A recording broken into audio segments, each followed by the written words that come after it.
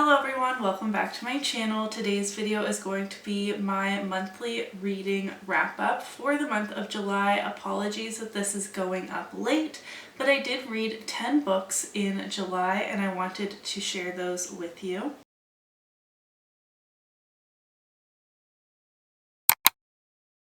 The first book I finished last month was Belladonna by Adeline Grace. I gave this book 4 stars. This is a YA gothic fantasy in which we are following Signa, who seems to be followed around by death. Her family has died, and then every guardian she gets shipped around to ends up dying as well, and she can see death as he comes to get these souls. And this is ultimately a fantasy romance between Signa and death. So we have a lot of paranormal happening in here. There is a mystery plot line, and I really enjoyed this. After that, I finished Spy Family Volume 5. This has been my least favorite of the series so far. I gave this 3 stars. This is a manga series in which we are following Twilight, who is a spy, and his mission is to infiltrate this very prestigious boarding school. So he has to assemble a family. He gets a wife, they adopt a child, and everyone has secrets. They get into so many shenanigans.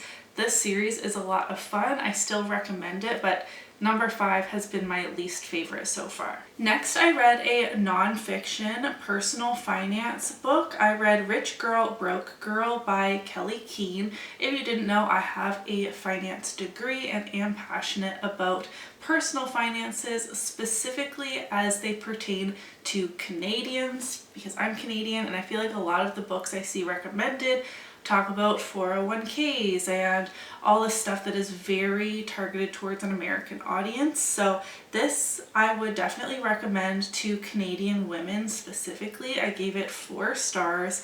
This goes beyond just bare bones basics of financial literacy, which I really appreciated. We are introducing a little bit more intricate topics such as investing, but it's still done in a really digestible way. So this is a recommendation from me. I read The Wide Window, the 3rd book in the series of unfortunate events. This was on my July TBR. This series just feels very nostalgic to me. I gave this 4 stars, and I really love sharing these books with my children. If you are unfamiliar with the series of unfortunate events, we are following the 3 Baudelaire children after their parents perish in an accident, and they keep moving around to different guardians, all the while trying to escape Count Olaf, who wants their fortune. And again, shenanigans ensue. I just find these really entertaining, even though they are a children's series. Sam and I buddy read Order of Scorpions by Ivy Asher. This is a very long, almost 800-page standalone fantasy romance book. This started off very dark. Check trigger warnings.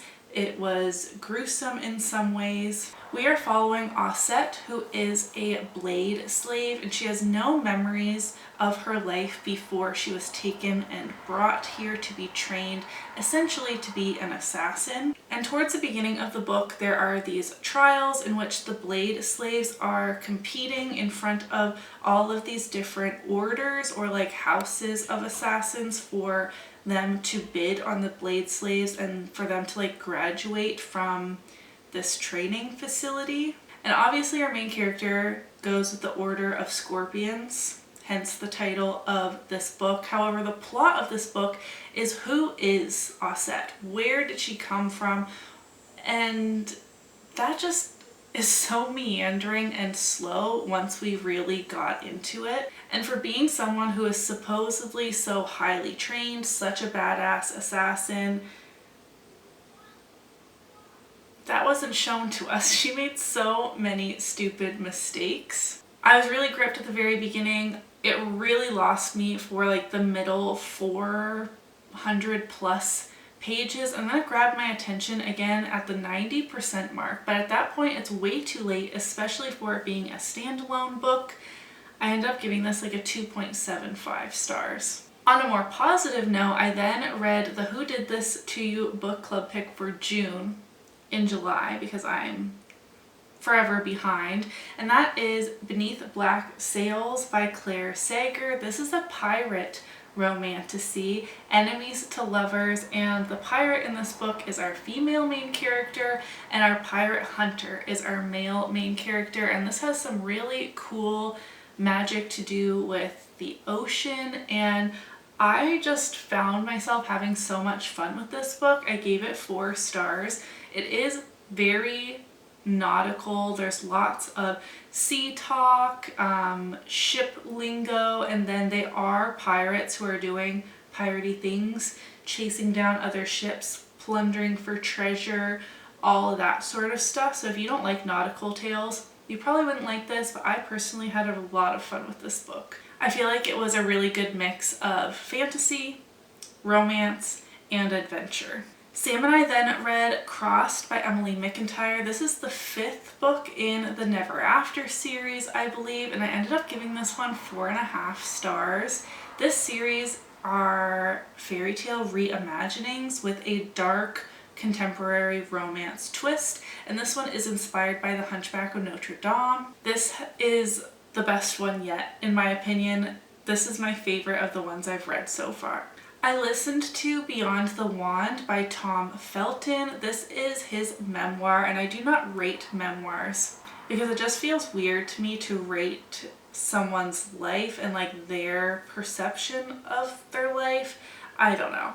But I did really enjoy this. It is a behind the scenes look on filming the Harry Potter movies, having such a big role as he is Draco Malfoy, and like a role that gets a lot of media attention and fan attention as a child, and what that looked like with balancing, you know, school and working. There's also a discussion on mental health in this book. I loved all of that. What I did not love is the love for Miss Rowling. I understand that she is the author of this very popular series, but in light of recent events, and not even the most recent events as in the Olympics, but just like the last however many years of her deplorable behavior, I didn't like that light shone on her and like how amazing she is. You know what I mean? Sam and I, we always have a constant buddy read. I tell you this all the time. We read Twisted Heathens by J. Rose. This is the start of a new, very dark romance series. I didn't even know how to rate this. I ended up giving it 3 stars. This is a dark reverse harem set in a psychiatric institute. And all of the characters involved, some of their perspectives are very hard to read from. There were some spicy scenes that were an absolute no from me, but overall, like, I wanted to keep reading. Like, it was compulsively readable at the same time, even if, you know, like when you're wanting to read something that's really gruesome and you're kind of like reading it like this. That's what was happening. This is capital letter dark. Check trigger warnings. Do not read this if you are not ready for something that's a lot.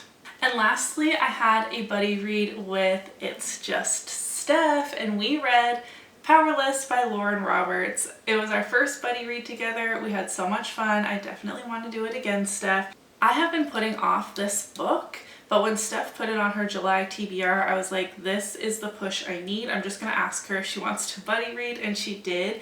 I gave this 4.5 stars. This is a YA fantasy that is compared to the Hunger Games and the Red Queen series, and I totally see those comparisons. However, I still just had so much fun with this. We have these very brutal trials and a YA romance. I thought that the powers in this book were really interesting, having stemmed from a plague, and then people who are powerless are seemed as if they are diseased and executed or exiled from the city into like this barren wastelands in which they are most likely to die anyways, and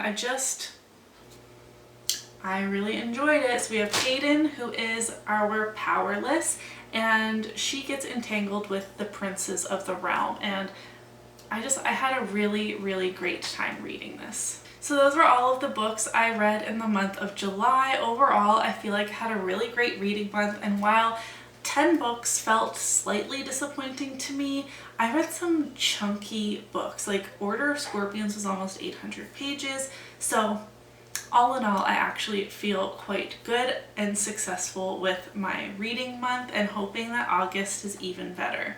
Let me know in the comments below your favorite read from the month of July, and if you enjoyed this reading wrap up, give it a thumbs up so that I know, and I will see you in my next one. Bye!